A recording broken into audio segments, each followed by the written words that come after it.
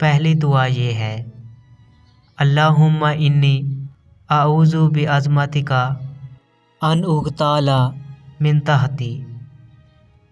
ترجمہ: اے اللہ، میں آپ کی عظمت کے طفیل پناہ چاہتا ہوں اس بات سے کہ زمین میرے نیچے سے کھینچ لی جائے۔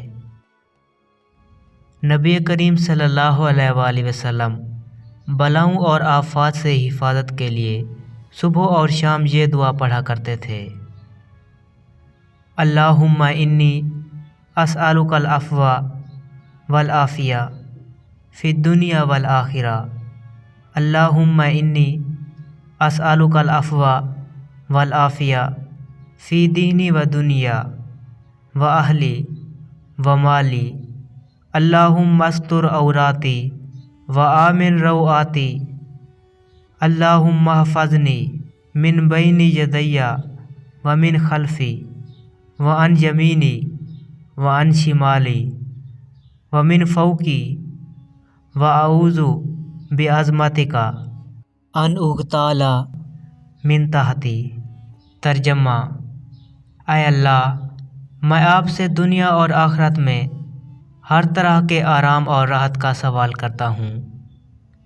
اے اللہ، میں آپ سے اپنے دین و دنیا میں اور اہل و عیال میں معافی اور عافیت کا سوال کرتا ہوں۔ اے اللہ، میرے عیبوں کو چھپا لے، خوف و خطرات سے مجھے امن عطا کر۔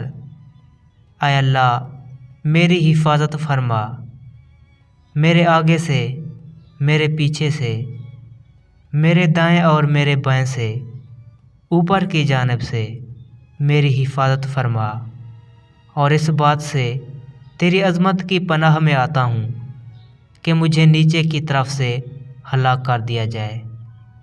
بیان ہوا ہے کہ نیچے کی جانب سے ہلاک کرنے کا مطلب زلزلہ وغیرہ کے ذریعے زمین میں دھنسا دیا جانا ہے۔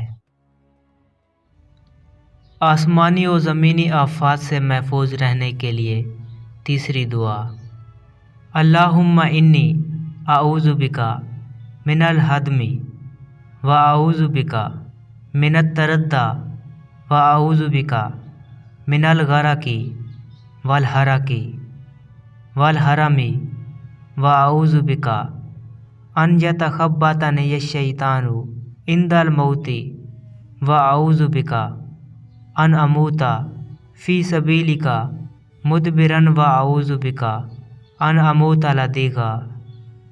ترجمہ: اے اللہ، بے شک میں تیری پناہ لیتا ہوں کہ کوئی مکان یا دیوار مجھ پر آ گرے یا کسی بلند مقام سے گر پڑوں، اور میں تیری پناہ لیتا ہوں غرق ہونے سے، جلنے سے یا از حد بوڑھا ہو جانے سے، اور میں تیری پناہ لیتا ہوں اس سے کہ شیطان مجھے موت کے وقت بدحواس کر دے، اور میں تیری پناہ لیتا ہوں اس بات سے کہ میں تیرے راستے میں پیٹھ پھیرتے ہوئے مروں، اور میں تیری پناہ لیتا ہوں اس کیفیت سے کہ زہریلے جانور کے کاٹنے سے